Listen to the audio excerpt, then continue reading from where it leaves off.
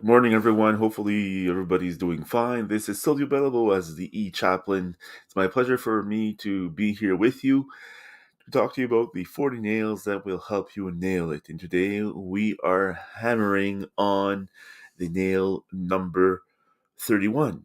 Before we dive into that nail and today's theme, I want to remind you that uh, the E-Chaplain are here to help you discover or rediscover dignity in your existence through simplicity towards the wonder.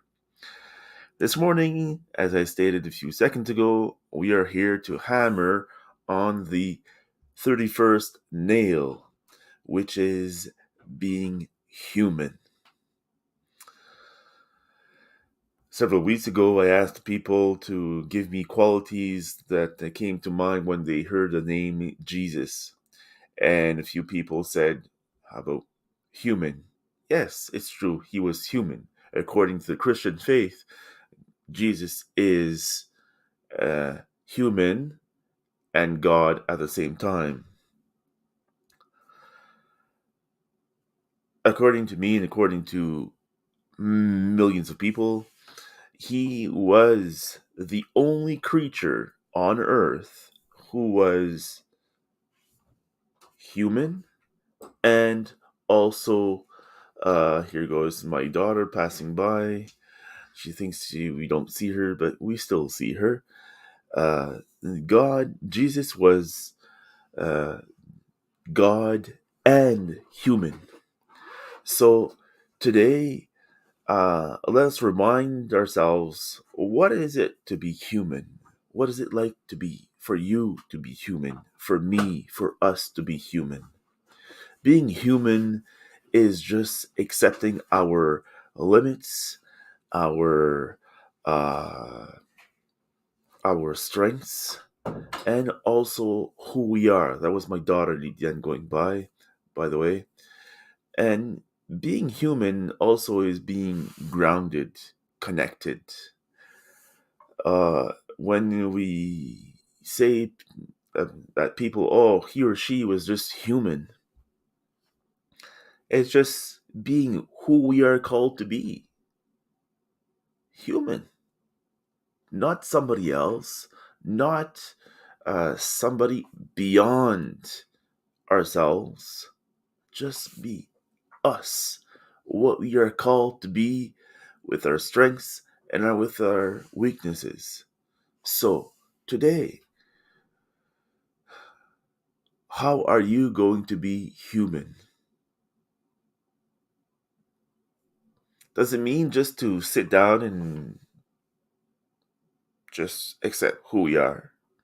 A human is also called to be better, to reach towards what we are truly called to be, to our mission in life. We are not called to be God. We are called to be that human who we are called to be, but to be, and not to say, oh, I don't want to be that. No, I don't want to be like that. A human is a creature that is somewhat free, but also has to deal with the consequences with that. And I can tell you that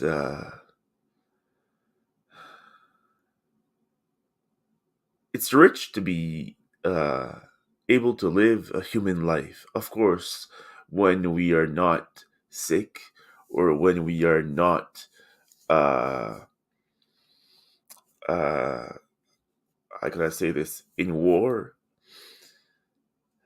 being human is just being who we are, basically.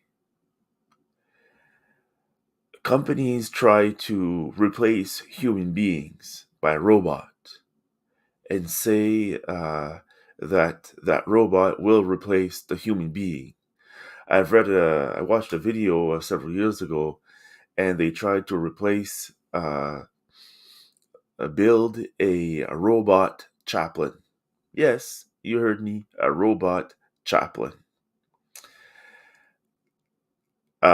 Chaplain deals a lot with emotions of people, and that robot could not deal with emotions. All that robot was built to do is try to listen and code and encode uh, the information that robot was hearing or registering inside his computer.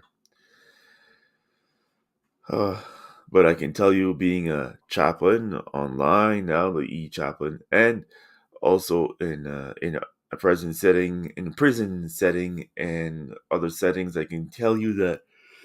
Excuse me. This is me waking up, still waking up. Yes, I don't drink coffee very much, but anyway, besides the point, I can tell you that uh,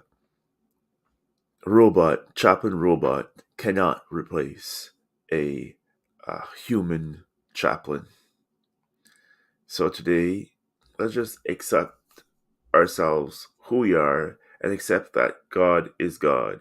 And we cannot try, we can try, some people will try, but we cannot replace that human being who is Jesus and who was a human being and God.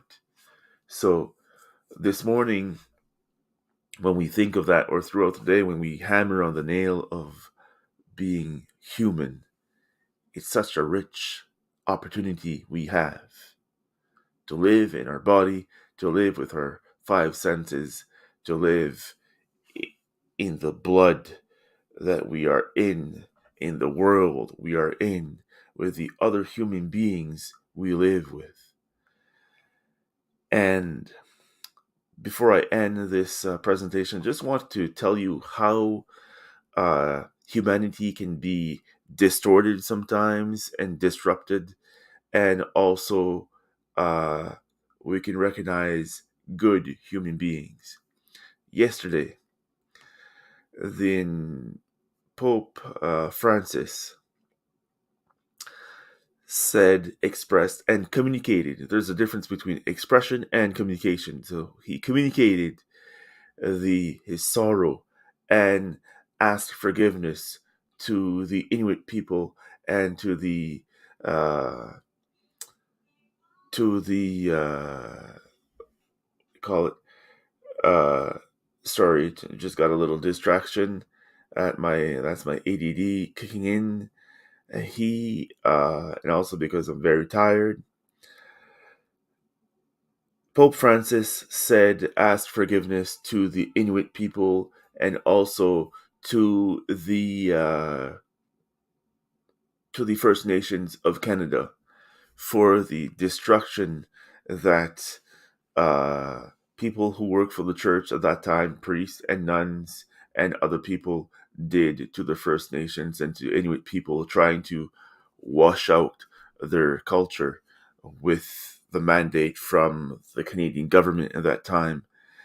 And a lot of children died. But those people were human beings who uh, weren't connected through the through the sorry, I hear my daughter and she's singing or something, and that distracts me. But anyways, those human beings, those nuns, those priests, didn't really do good things to people, to the First Nations. However, on the other hand, there were other people from the First Nations, from the church, Catholic Church that time, who did extremely good things to the First Nations community. So yesterday, Pope Francis said, let's try to work together as a nation and a faith, not to wash out the Aboriginal or First Nation spirituality, because that spirituality is so rich. Oh, once you know it and understand it, you say, well, am I? It is so rich. So, anyways, there's a lot of information on the web about that. Aboriginal spirituality or First Nations spirituality is so rich. Go Google it. And today we continue to hammer on of the nail of being human. Everybody is called to be a good human being and to improve that human being we are. Talk to you tomorrow. See you tomorrow. Same place, same time. I promise you I'll be more awake and not do funny things, funny faces, like when I yawn in front of people in front of you. You deserve to see a human being who is well arrested. Thank you for being there. See you tomorrow. Same place, same time. Bye bye for now.